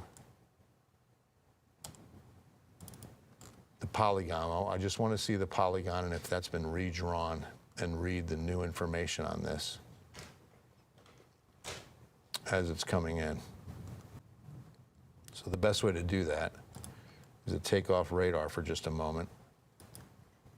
Okay, now look what they've done. This is a new tornado warning that is extended. How many? I'm sorry, Jacob? Over 100, 106 on outages. So that CPS number's climbing on outages across CPS customers for Bexar County. But look at the size of the polygon now. This is now the new tornado warning that's going to include Seguin and, I mean, a good portion of Guadalupe County and even east and south of Luling down the I-10 corridor. So let's now see what we've got on this new warning. Severe thunderstorm capable of producing a tornado. Again, the wording is very specific here because it's radar indicated rotation near and over New Berlin, about 7 miles southeast of Cibolo, moving east at 40 miles per hour now. So 40 miles per hour on what we're looking at now, moving east. Okay, so what we'll do is go back and show you that it's this area right on top of Santa Clara, right on top of New Berlin, and moving east at 40 miles per hour. So let's track the rotation. I like to get back to the rotation and track what is most dangerous part of this cell. There's going to be some very heavy rain, some dangerous lightning, some straight line winds, but all of the straight line winds and tornadic threat are right in here. So we track this east at now 40 miles per hour. Actually, we're still at 35, so I'm going to have to change that one to 40. And let's redraw this. Okay. Right in here at the rotation and move it east at 40. So it looks to stay south of Seguin, which is good news. And you notice that there aren't a whole lot of communities and areas that come up in this box, which indicates it's a pretty rural area. But Sweet Home School, which would be an empty building now, I pray. But Santa Clara, 1023, 1030. Elm Creek School should also be a empty building at this moment. But you see with that broad area, so I mean, this is a big impact region south of Seguin. So if you're in this area near Highway 123, here's Lavernia on the bottom of your screen, you definitely have to find your safe room. Enact your safety plan now. Be in a room on the bottom floor of the home. Do not be on a second floor. Make sure that you're in a room with few to no windows, typically a bathroom on the first floor that of course has fewer windows, and you're surrounded by walls that are still inside. Interior walls is what you want to have around you in this moment. And you want to be away from as many windows as possible because straight line winds will blast out windows for sure. And we could definitely see that. I mean, really from Seguin all the way south to Lavernia. That's how broad this area of rotation is. And that's how strong some of these winds are going to be in this kind of a straight line situation with damaging winds. And a lot of times the damage path will look very similar to a tornado because it's a straight line of damaging wind speeds. What you look for in survey damage, the National Weather Service will go out tomorrow to look at some of the damage that's left behind from tonight. And if they see where something's been twisted, they see what's been moved in such a fashion, now you know it was a tornado by just looking at that damage. All right. Let's zoom this out just a little bit. And again, very broad area of rotation is a good sign, okay? But like right in here, this is a dangerous spot right here. This is a very dangerous, this is starting to turn into a little bit of a couplet right here. FM 775, okay? This is a spot we have to be concerned with. Wherever you start seeing this kind of, it's going to start, if this curls on the next update, now we've got a real problem. So Santa Clara, New Berlin, and it's moving east pretty quickly, now at 40 miles per hour. And sometimes you'll see that. That's a very common behavior characteristic of a mesocyclone. They can take off and be moving upwards of 50 miles per hour in some cases, but it does look like the brunt of this, the most dangerous part, stays south of Seguin. Winds are very strong right now in Seguin, very heavy rain, dangerous lightning, but at least the most violent part of this thunderstorm looks to stay south of Seguin and cross right over Highway 123. Again, God bless people with wisdom to seek shelter. Keep us safe from this storm tonight. Keep us safe from this storm. Moving east, let's get back over to radar and what's called reflectivity. Reflectivity is going to show you exactly what it's looking like on where the rain is falling heaviest. And rainfall rates in these storms, definitely upwards of 2 inches per hour. So expect some ponding. We've had flood warnings in and outside of Bexar County, but I think East Bexar County might see a flood advisory pretty soon, as will Guadalupe County. So again, even though that whole line is moving through, you see as I zoom out, this will be the one line we deal with tonight. Severe thunderstorm warnings off to the south as well. But the big concern is this tornado warning that has now been extended farther down the I-10 corridor east to include Seguin and nearly up into Luling and almost to Gonzales. So here's Highway 90, right down the Highway 90 corridor. And you can see, as I mentioned, that little bit of a turn where these mesocyclones will come out of this entire mean flow and take a little bit of a right jog. And it turns, and that shows you the strength, shows you just the power and energy that that one storm will have embedded within this entire line. Now, as we stop this here, let's just see what we've got on heights. It's really not too high, not too high at all. Now the lightning. Now let me just show you what I was talking about a moment ago. If I back this up to 2 hours, watch this. And you'll see the amount of lightning change. Watch.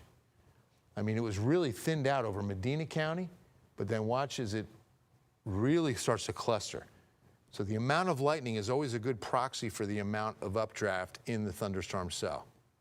Where you're seeing a tremendous amount of updraft is where you're going to see these lightning clusters occur.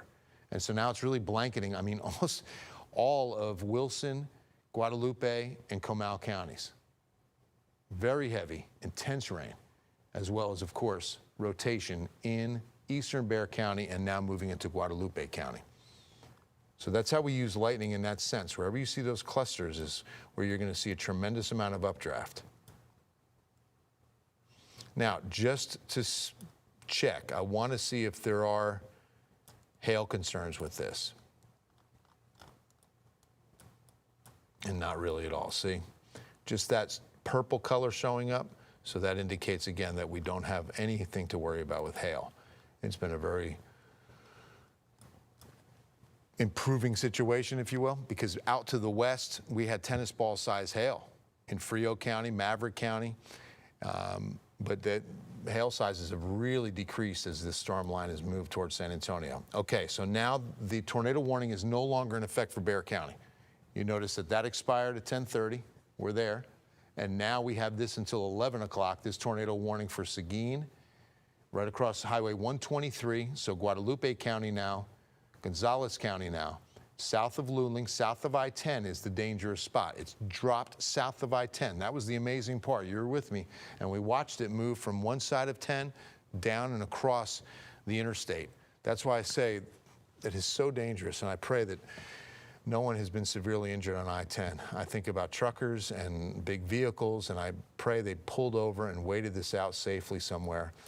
underneath some kind of structure. Sometimes overpasses are a safe refuge during situations like this.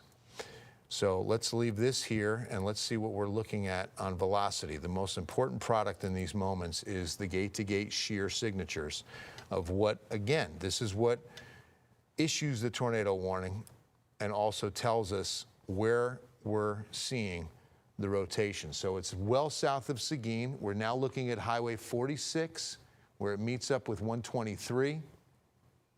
46, if you're new to San Antonio, it's the third loop. 410, 1604, 46. That runs Bernie to New Braunfels and then comes down south of Seguin.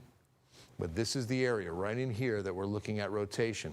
South of Seguin, moving east at about 40 miles per hour. It's going to go right across Highway 123 and 46. So if you're in Seguin, dangerous weather, but the most violent portion of the storm is just off to your south and now east of New Berlin, and quite frankly, in a pretty rural area, which is a blessing because it's not hitting a big population center at the moment, but it did move through some major population centers. This is a very densely populated area. Where we started tracking this was northeast Bexar County near Alamo Heights, and we've been tracking it east at 40 miles per hour. It's now out of Bexar County. You see the Bexar County line right here. So no longer is San Antonio or Bexar County under tornado warning. The tornado warning is now for Gonzales and Guadalupe counties until 11 p.m., and this is moving east at 40 miles per hour, a pretty decent clip, and this is the rotation. I was hoping that it might be redrawn. Okay, that's a fresh sweep, and you can see just a little bit more of a curvature there as it's crossing 46. So that's a dangerous situation right here. This is where we're talking about the possibility of a tornado on the ground or soon to see one. It's still a pretty broad area. Again, we're not looking at, what I saw earlier in Frio County, right on top. Okay, we saw a good couplet. We saw a debris field, and then we saw video, and that's how we confirmed it. But now we've definitely got something here that's showing signs of a broader area of rotation that on any one of these sweeps, we could see it tighten really quick, and that can be a tornado. And I'm not saying this isn't, okay? But this is definitely rotation. Here comes. No? Okay. So again, south of Seguin and moving east at 40 miles per hour. So it's going to stay south of I-10, thank God. And the most violent part, I mean, it is a bad situation with this storm on I-10, but now the most violent part, as I mentioned, same for Seguin, is south, okay, and moving east. And I can show you just how rural this area is when we do a storm track east at 40. So if we just do it on this rotation area, because that's the most important, as this now, fresh sweep, okay. It's gotten a little smaller. That's a little more concerning. East at 40 towards Gonzales. Nolte Island Recreation Center at 1036, Belmont at 1057. After the top of the hour, it's Monthalia at 1104, Cost at 1112, Cost School at 1113, Dreyer Memorial at 1117 at Somerville. So into Somerville, at this pace, these are the communities that need to prepare and get into a safe room. Enact your safety plan where you are. Again, lowest level of the dwelling you're within. Make sure you're in a room that is surrounding you with interior walls and you're away from windows. Bring with you your phone, bring with you a helmet, bring with you shoes. Make sure you're in there and you've got everything you need to stay in there for a few minutes, because this is definitely going to be moving through, but not before this dangerous part of rotation does move into these communities. We're tracking the rotation. We're not tracking the heavy rain. We're not tracking lightning. We're tracking the actual rotation here, and that's when it's expected to reach some of these spots. Again, east of St. Hedwig and even Bexar County. Here's the Bexar County line. There's Schertz. And now here's I-10 and Highway 90. We're south of both and moving east at about 40 miles per hour. We'll go back to this radar imagery. I want to save this view exactly so that we can see a compare contrast on that. Violent line of dangerous thunderstorms moving through the San Antonio area tonight. Leading up to this moment, we had 4 tornado warnings today. We had 2 in Maverick County, we had 1 in Frio County, with a confirmed tornado. We had a Atascosa County on the same cell that moved in towards Pleasanton. And I thought Pleasanton, and thank God it dissipated before it reached Pleasanton. So now, with its eyes set on Gonzales, it's moving east right over Highway 123. And as I mentioned now, we've redrawn, or they've redrawn that polygon to show you that the violent portion of this storm will be south of I-10, south of Seguin, south of Luling. But if it holds together, Gonzales, you should now be preparing for the worst, because that's heading in your direction. This is moving due east at 40 miles per hour. It won't be very long, because look, the center of that storm, let's just take a look, right in there is only about 30 miles away. So it'll be there in less than an hour. Again, moving rapidly at 40 miles per hour. Tornado warning until 11 o'clock. Now Gonzales and Guadalupe counties. Respect the polygon, moving right across Highway 90, another very highly traveled interstate. And you can see that it's heading in that direction for sure. I'm not seeing a big bow echo either. A lot of times you'll see on these lines, it'll start making a greater than symbol. And that's where you start getting wind speeds in that region of 60 plus. And we've definitely got those, but it's not really bowing out, and that's not a dangerous situation, which is good. But the rotation is. And again, it's back in here. Whenever you have that thunderstorm, that mesocyclone, it'll be on the back side of it that you typically see a tornado drop out. And these are, again, in most cases, EF0s, EF1s. You can't rule out an EF2 or an EF3. It has happened before. You may have been here about 15 years ago when we had them inside 410. We had 3 tornadoes touch down. Northcliffe, which came up tonight on one of my storm tracks, and the Alamo Heights area. We had 3 confirmed tornadoes, did a lot of damage. You rarely see tornadoes touch down inside 410, but it did happen there. About 15 years ago it was, I think. All right, so again, zooming in, and we're not seeing a really well-defined couplet with reflectivity. But as we take a look, this is one line that's moving through. We are still going to have a very good chance of rain Wednesday. Severe weather is possible early. That's why the severe thunderstorm watch is in effect until 6 a.m. Wednesday. But as we go and move down into, let me just show you, actually, all the watches and warnings, okay? So this is the flood watch from San Antonio west, and then all these green polygons are flood warnings. So I was expecting this one for almost all of Bexar County, a good portion of Atascosa County, Kerrville over into Comfort, almost all of Blanco County, north of Fredericksburg, all flooding north of Austin, and of course the tornado warning still in effect until 11 p.m. We're at 10:39 and tracking this cell and making sure you're safe. Velocities, very important. Oh, that's good news. Oh, that's good news. That's what I want to see. That's what I want to see. I want to see a bit more of a broad area like this, okay? So this is dissipating. This is good news. I will say this. A lot of times, thunderstorms of this capacity, of this kind of strength, do what's called pulsing. They weaken for a moment, they power right back up. They weaken for a moment, they power right back up. That happens all too often. That's a very typical behavior in these kind of mesocyclones. So that's why it's in effect until 11. That's why, I was hoping that was a cancellation. That would have been nice. Fresh sweep here. Let's see if this changes anything for us. Not too much at all. Still a broad area. Not too concerning right now. This is a good sign. This is a very good sign, with the most intense winds now east of Seguin, moving right down Highway 90 towards Gonzales. We can look into here for perhaps a wind speed estimate of 54 miles per hour, 50 miles per hour. This is where you'll see, again, a damaging line of winds that can be moving from west to east across the area.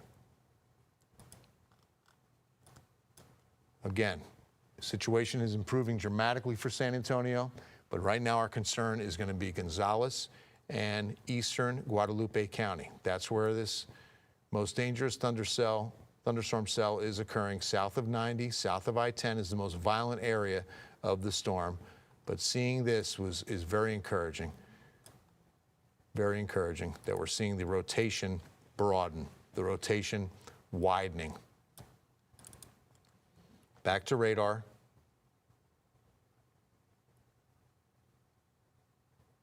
And a look at the reflectivity and the rainfall as it's moving east. Okay, now they've really shrunk the polygon into one specific spot. Remember how broad it was just a moment ago? That was that flash for a second you saw. It was a redraw of the polygon. Respect the polygon. South of Luling right now and crossing right over Highway 90 into Gonzales is going to be where this possible tornado is going to be. East of 123, north of Nixon, there's Luling, kind of splitting the difference right there, but broadening in its area of rotation. An encouraging sign to say the least. Again, you see I-10, we're south of it by a good stretch. So let's see what we've got. Storm tracking this east right now. Right in the heart of where that rotation is, and see what time it's expected at Gonzales. Duville, 10:48.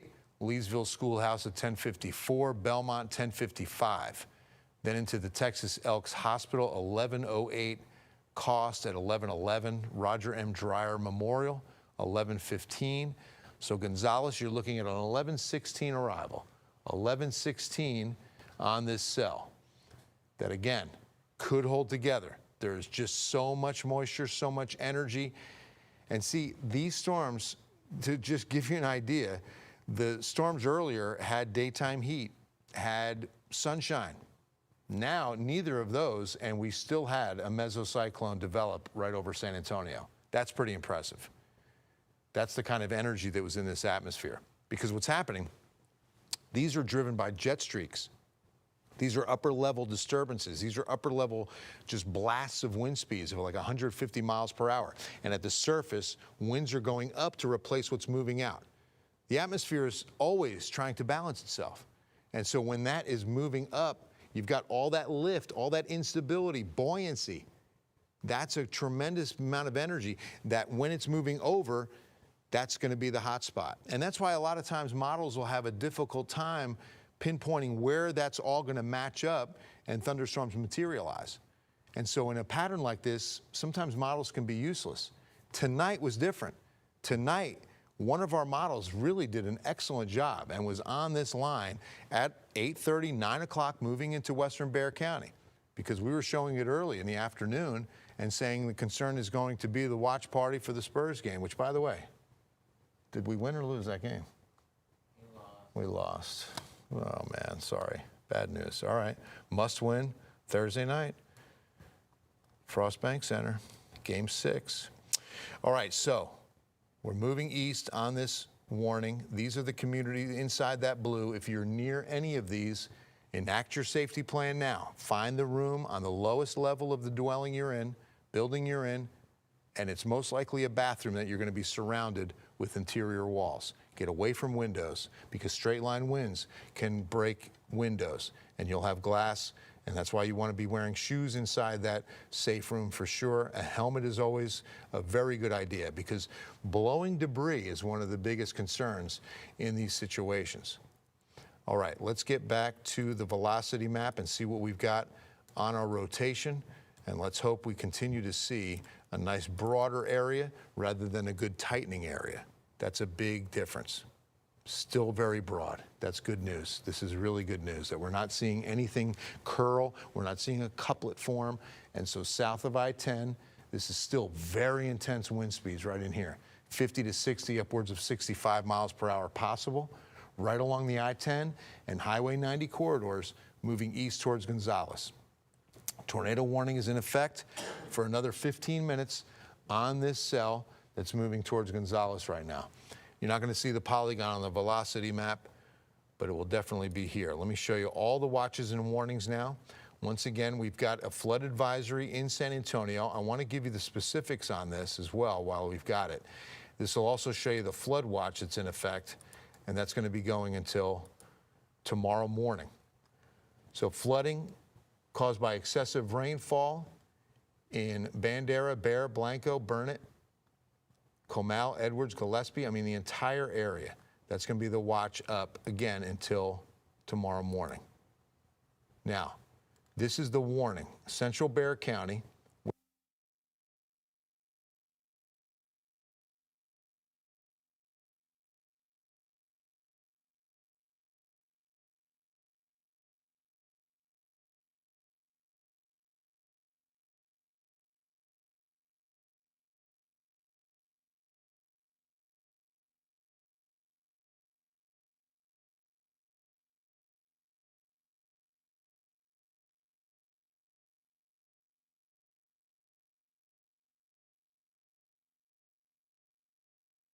Line here in a moment, and we're back. So I was reading to you, excuse me, the flash flood warning for Central Bexar County is in effect until 1:15. That's going to be this one right here. Flooding warning in Bexar County until 1:15, 1 to 2 inches already on the ground, and the rain is ending. So we're going to go upwards of about 2 inches on this. And you also have one up in Kerr County into western and northwestern Kendall, 2 to 4 inches have fallen there.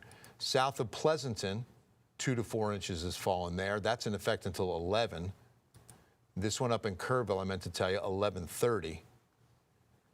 And so a lot of flooding, 3 to 4 different counties under flash flood warnings right now. So please, wherever you are, you can stay, please stay. Please stay where you are until you can safely move and be on the roads. Okay, so now that you're caught up on the warnings, again, we're still under a tornado warning. Extreme eastern Guadalupe County, east of Seguin, moving into rural areas of eastern Guadalupe and western Gonzales County. And this storm has definitely got its eyes set on Gonzales, Texas. So as it's moving east towards Gonzales, if you're in Gonzales, you're going to be in the path of this storm. Obviously, if you're west of Gonzales and along Highway 90, you're in the path of this storm. Please seek shelter. Please find that safe room in your house, away from windows, surrounded by interior walls. This is moving east at 40 miles per hour. Again, a very good clip.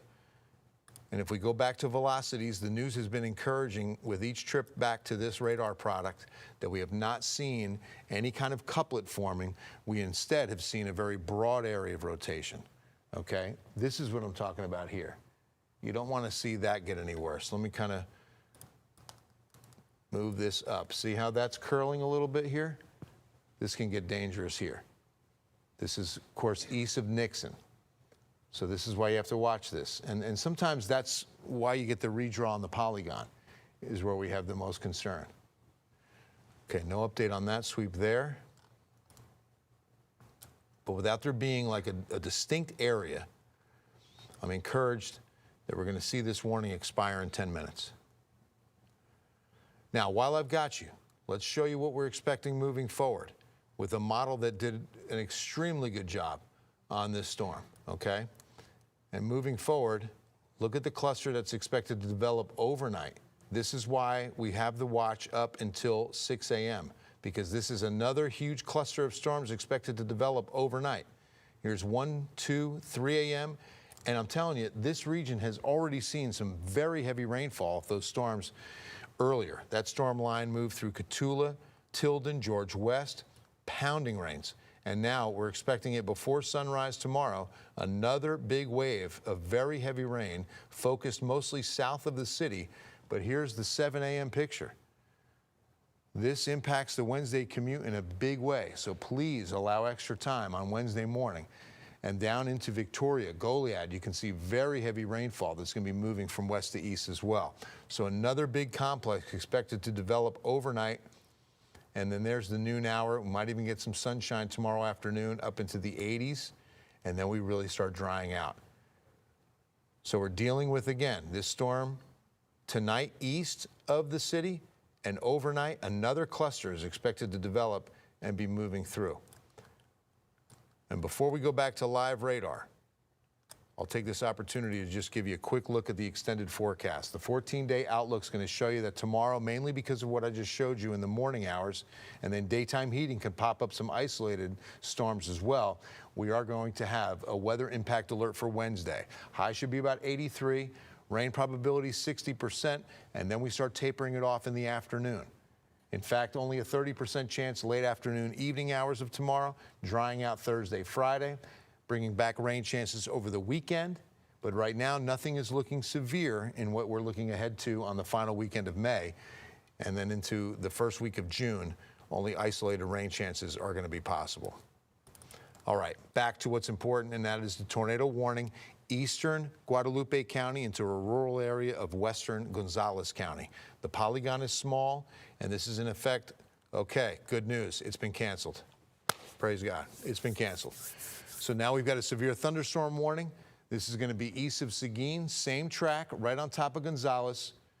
But because of that broader area of rotation, we're definitely not seeing the signature we need to have the possibility of it being a tornado. So the tornado warning has been canceled. There is currently no tornado warning in effect. We have one severe thunderstorm warning, and that is going to be for Gonzales right now. And that one is in effect until 11:45. So you're Caldwell, DeWitt, Fayette, but Gonzales, Guadalupe, and Lavaca, Hallettsville, you're in that warning area as, again, it's going to be winds. This is not a hail-producing storm. There's going to be high winds and the slight possibility that we see rotation once again. So I'd like to send things back over to Henry and Easties if we're going to have time to get into some of the election results and some of the other things on our day's news. And I'll be keeping a close eye on this storm line as it moves east towards Gonzales. Easties, Henry. All right, thank you so much, Bill, and thank you, of course, for staying with us. We have a lot of news that we're following today, and we want to get you updated on some of the other big stories today, including those election results. We begin with a closely watched race around the country, the Republican primary for U.S. Senate. Four-term Senator John Cornyn and former Texas Attorney General Ken Paxton going head-to-head tonight. Paxton gaining momentum after an endorsement from President Trump.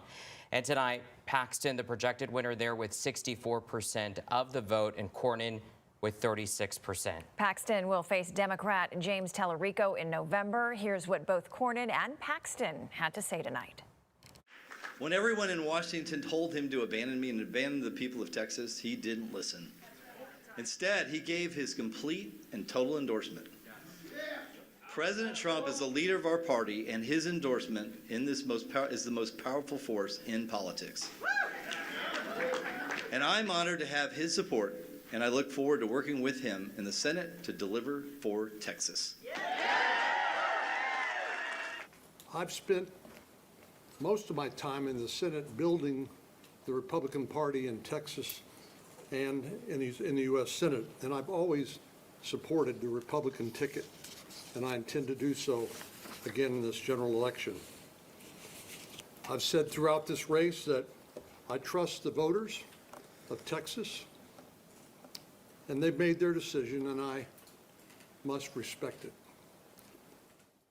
Tonight, Now to the results for the race for Texas Attorney General. Candidates for neither party were determined back in March. Congressman Chip Roy and Galveston State Senator Mays Middleton were in a contentious race to replace Ken Paxton.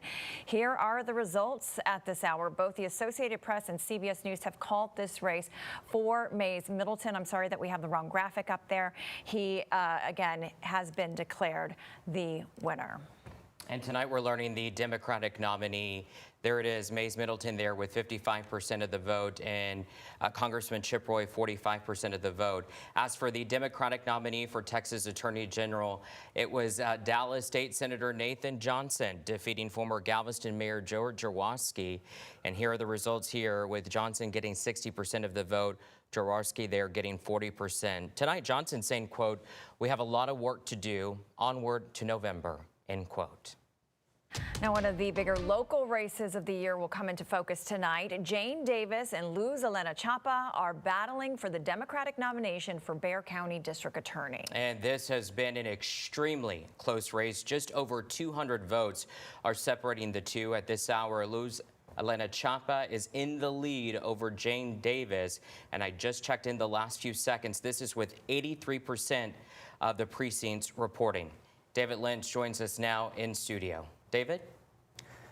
Well, 50,000, Henry. That's roughly how many criminal cases the Bexar County DA oversees a year. And there are certainly challenges that would await Joe Gonzalez's successor. As for the Democratic contenders, Davis is a seasoned prosecutor who leads the juvenile section, and Chapa wants to use her experience as an appellate judge to create reform. I think we need experience at the top, we need leadership at the top, we need integrity, and we need to be doing the right thing. First and foremost, they want outside change. They realize that the office is very broken. So they're very in tune with what has been going on for the last few years. Now, again, a very tight race at this hour. We'll certainly continue to keep an eye on it as it unfolds tonight. Whoever wins between Davis or Chapa, they'll go on to face Republican Ashley Foster this November. Now, one thing's for certain, the next Bexar County DA will be just the second woman to lead the office after Susan Reed. David Lynch, KENS 5. Thank you, David. Online right now on KENS5.com and KENS 5 Plus, we have a full list of election results in San Antonio and across the state. Download KENS 5 Plus on your TV and watch for free.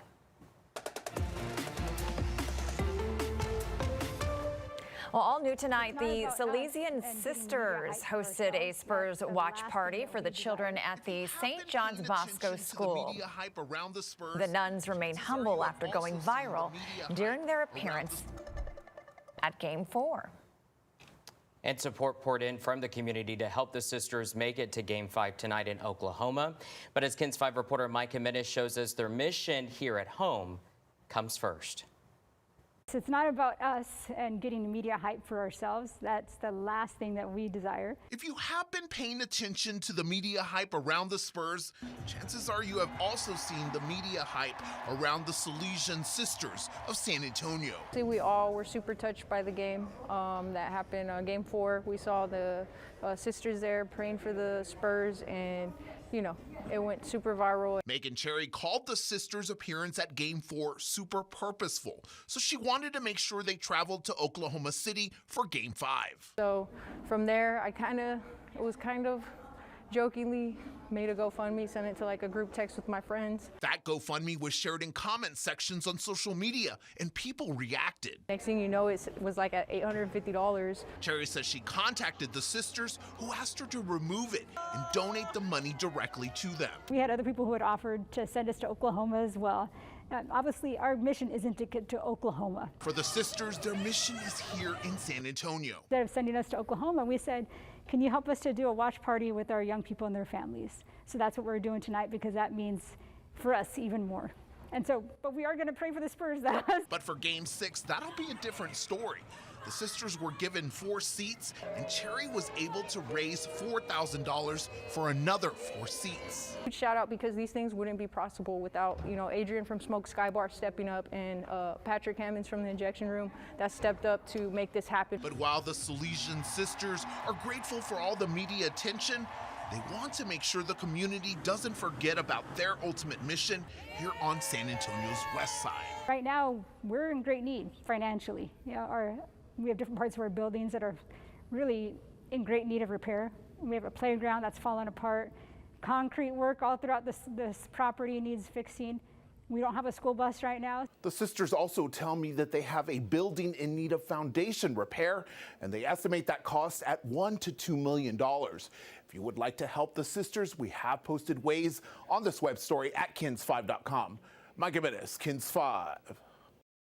And we're going to need a lot of prayers from our beloved sisters, because just to update you, the Spurs obviously falling to the Thunder tonight, 114 to 127. Game 6 will tip off Thursday night at 7:30. We'll be rooting them on. And thanks so much for staying with us for KENS 5 News at 10. Have a good night.